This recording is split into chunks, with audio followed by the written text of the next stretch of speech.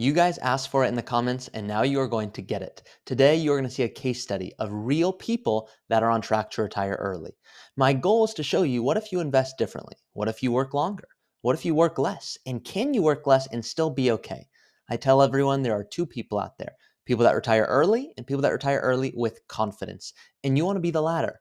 I don't want you to second guess taking that extra trip. I don't want you to second guess going out to eat.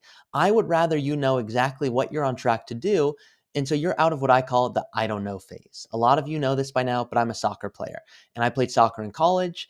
And the reason I bring up this example is because I am miserable to be around. If you think that your partner is miserable to be around when maybe they haven't eaten in some time and maybe they're hungry and angry, that does not compete to me, okay? When I get hurt, I am not fun to be around because I love to play soccer.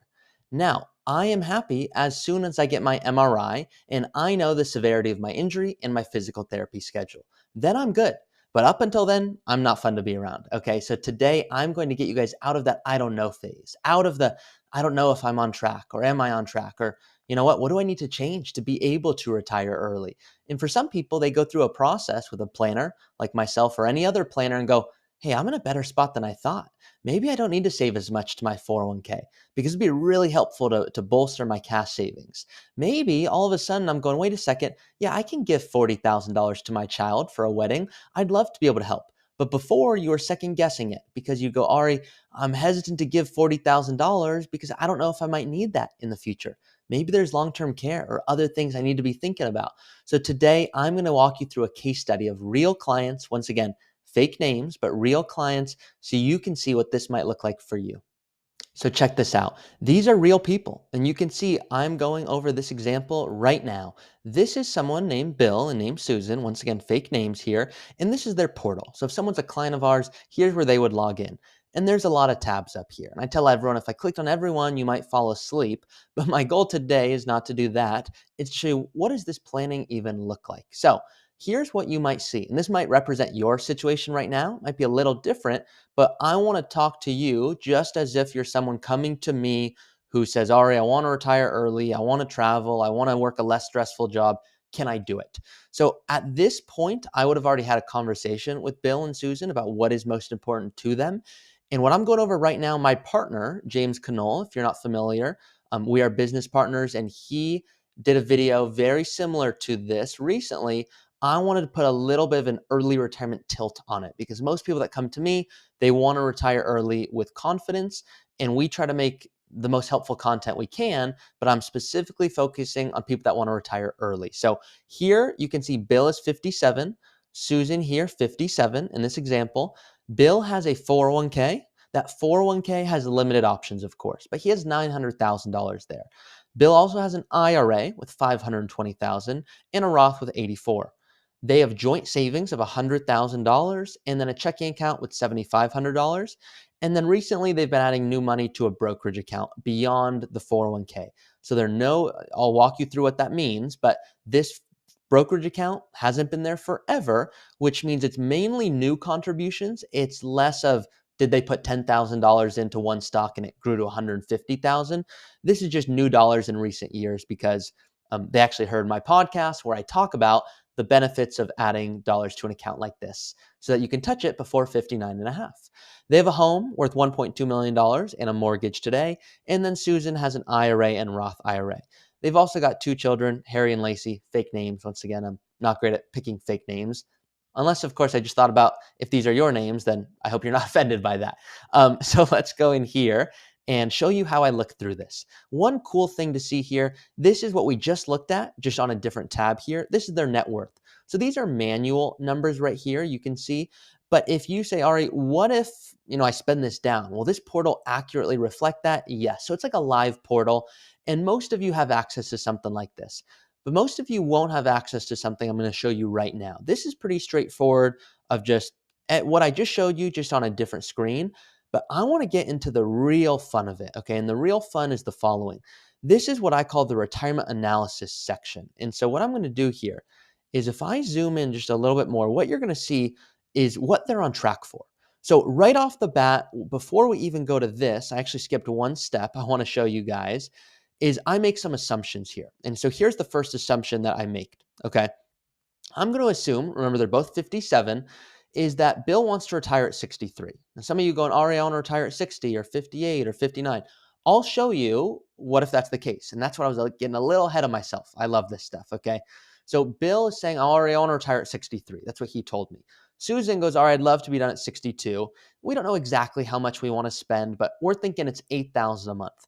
Now that $8,000 is after taxes adjusted for inflation every single month. Some of you are wisely hearing that going, Ari, I'm not going to spend $8,000 every month. It might be $8,000 for the first few months, then maybe it's less. Ari, what about health insurance if I retire early? We're going to get into all that good stuff. I already know what you're thinking. Now, this annual retirement health cost here, this is a cost I actually put in here. And this is even though Medicare has begun, I want to put this in as an added cost. So this is even once someone's 65, they send it to go, Ari, I've got Medicare, I'm good. But a lot of my clients say, Ari, please go tell your clients there's a lot Medicare will not cover, and it's out of pocket services, physical therapy, and other things that I just like to have as a placeholder. And some people go, Ari, that's irrelevant for me, and we can delete that. But others go, no, that's good to know that a lot of your clients actually use that. These college goals, in this example, they actually, I know these clients, so this is irrelevant here where they actually already funded college goals separately, but we can go in here and do anything. We can add a new car payment once every 10 years, a vacation, a wedding, a property. What if we relocate? We can get really fancy with it, but these are the really high level goals. I look at their income today, and Bill told me he's bringing in $220,000, of which 200 is his salary and 20 is from a bonus, and then Susan's bringing in 115,000. I'm assuming both Bill and Susan start collecting Social Security. You can see here at full retirement age, and it's the exact same amount. Now, I shifted these numbers a little bit for confidential reasons. It's not the same exact amount. Most of you, there'll be a spousal benefit, or it makes sense to stagger benefits, or we go, what if we delayed both until 70? All fun things that we do with our clients.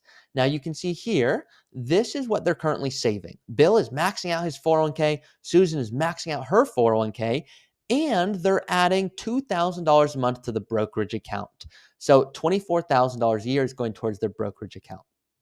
Now we get to go to what I was getting ahead of myself on, which is the real fun planning here of what are they on track for.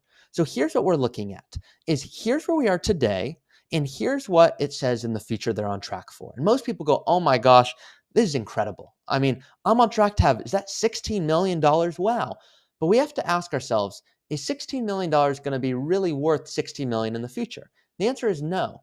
$16 million, if we toggle on this, what is that in actual today's dollars? $16 million will be a lot of money, but it'll be worth $6 million in the future.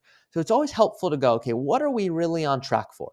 Because if you're watching this video in your 40s going, all right, it says I'm on track for 40, $50 million. It's not exactly 40 or 50. We have to go, what is that really going to be worth? So hopefully that's helpful. Now, if we toggle that off for a moment and go back in here, you can see a few really cool levers I've already pre-populated in here. And the first one people will look at is, Ari, I don't want to die with $16 million. I would rather retire earlier if you tell me I'm okay.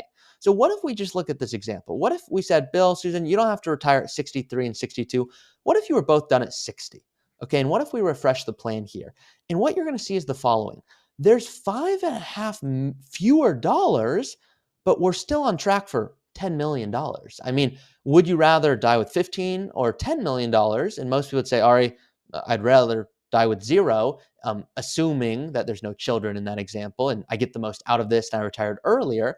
Some people go, Ari, I want to die with zero. And if I have, $2 million left over, I won't be happy with you. Others will say, Ari, I want to leave a certain dollar amount to children. Help me do that. I say, great, let's talk about that. But in this example, you can see you're passing with $10 million instead of $15 million, and you retired earlier. What if we took it one step further? What if they were both done right now? What would they be on track for? And we refresh this, and you can see, well, if they were both done immediately, there's now all of a sudden 12 million fewer dollars, and it's getting close where it shows $4 million is what they're on track for, but over the next 30, 40 years, you can see here, it gets to the point where it's pretty close. It's the equivalent, $1.5 million is still a significant amount of money. Don't get me wrong, But this is assuming markets go our way and that we don't stress test things. And it's without us adding on healthcare before 65. And so there's more nuance to this. And so let's take it a step further. Let's just Bill, Susan, I know you said you want to retire at 63 and 62, but what if we just took it a step further? What if you said, what if we were truly done right now? And healthcare expenses can vary, but let's just put $25,000 a year every year from 57 until 65, okay? If we did that, here's what you're going to see is we refresh this once my Wi-Fi cooperates with me, and you're going to see the following. We're not running out of money, but it's getting pretty close here. We're now by age 90, there's not a whole bunch of wiggle room, if you will. That's because of the healthcare costs. But what if you said, no, Ari, once again, 60? That sounds good to me. I think if we retired at 60, we'd really feel confident. I'd say, great. Here's what you're on track for. You're on track for $9 million. People go, Ari, wonderful. But, Ari, we talked about 8,000 a month being the number. I don't know if that's accurate. We'd know ourselves. We'd like to spend 10,000 a month and retire earlier. Can we do that? And then you see all the fun. Yeah, you can do that, but there's fewer dollars. And then we start to do some fun stress testing. Now, this might not seem fun to you guys, but it is to me, where this is all assuming we get moderate growth. What if markets don't cooperate? Not saying that's the case, but what if we get conservative growth over time? And we can talk about what is conservative and inflation, all these things. And what you're going to see is now it's getting pretty tight. Once again, we don't want to leave this up to chance here. I want you to retire with complete comfort because we didn't add on some fun things here. What about family gifting? If I said you can go gift to family, what would it look like? And some people would say, all right, I'd love to give $20,000 a year. I'd love to do extra charitable giving. I'd love to be able to do some of these things. What would that mean to the plan?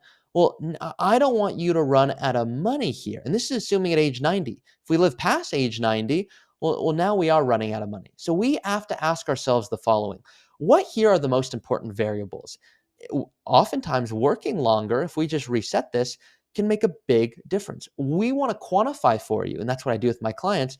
What's the impact of one extra year? So let me show this to you because I want to once again get you out of the I don't know phase. This is almost like your MRI, if you will. Here you are, Bill, retiring at 63 and 62. What if you said, Ari, I want to work one more year? Like, what's the impact of working one more year on my plan? One more year of 401k contributions, one more year of delaying pulling from your portfolio. That's a $1.6 million decision. That is significant here. But do you need $17 million? I would argue probably not. So we look at this and go, okay, what if we did spend more? What if we spent $14,000 a month? What if that's what you told me you net? You know what? Let's just say $15,000. That would mean $180,000 a year is what I'm sending you so that you can live comfortably. What you're going to see here is there's certainly fewer dollars, but that extra year of work from you, Bill, that really helped the plan, where you're still on track for $7 million. And what if you invest well? Well, if you invest well, and let's just say you have a 80% equity exposure or 75 or 70, we could pick any of these. Let's just pick 75% equity exposure with the portfolio that we would build.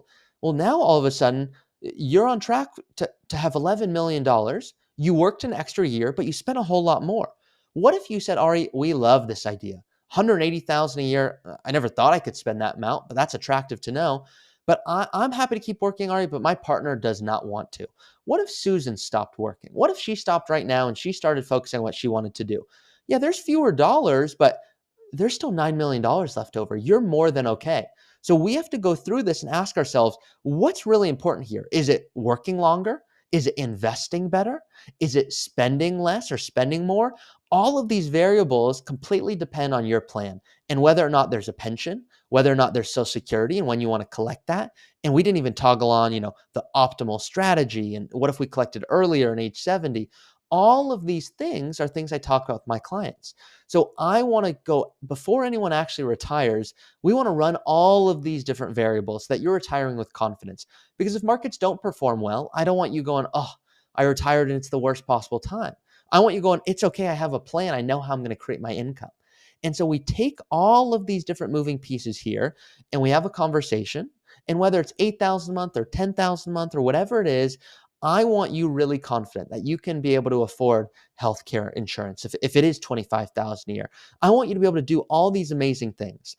But we take it one step further because we like to go, okay, What if we look at tax planning? And tax planning is one of the biggest aspects of planning that people come to me for, because it either is not happening with their plan because their current advisor says, go talk to your CPA. But what their CPA does, once again, that tells you what happened last year, previous. It's less forward looking. So I like to look at what opportunities exist within a tax portal. And here's what you guys are going to see here. What I want to show you, I'm going to do this with you guys on the fly here so you can see how I think through this with my clients. This terminal tax rate is saying if God forbid something happened here to you, what would your heirs inherit this at? And if they're in California like me and your child is doing well, there's no reason they wouldn't be in a combined federal state of 30%. So let's leave it there. And what you're going to see here is this is what your tax bracket situation might look like the next 30, 40 years. Here we are right now. You guys are working, Bill and Susan, and then we're going to stop working. Once you stop working, your income might be very low here. And you might go, Ari, I love that. So once again, what we're looking at here, these lines, these are different tax brackets. So this blue line here is the 10% bracket. This green line is the 12%. This tannish line, 22%. Orange, 24%. Once again, pro tip, these brackets are going to change. So in 2026, these brackets will sunset. But what you can see is in the future, there's Social Security, and then there's a big jump. And this big jump is those required distributions. So what we want to do is, as opposed to just saying, let's avoid paying taxes in our account for a long time, what if we were proactive? What if we paid a little bit in taxes? I know a lot of you have heard my cauliflower example.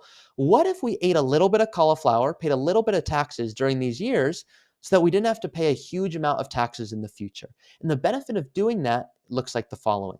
What if we filled up the 12% bracket here? So this is me saying, guys, during our low income years, what if we, as opposed to saying, Ari, this is awesome, we paid taxes for so many years, our income is very low, that now we're going to say, Ari, we're open to this. What if we paid a little bit of taxes? So that's this green here. So it's creating fake income so that you never pay taxes on that ever again.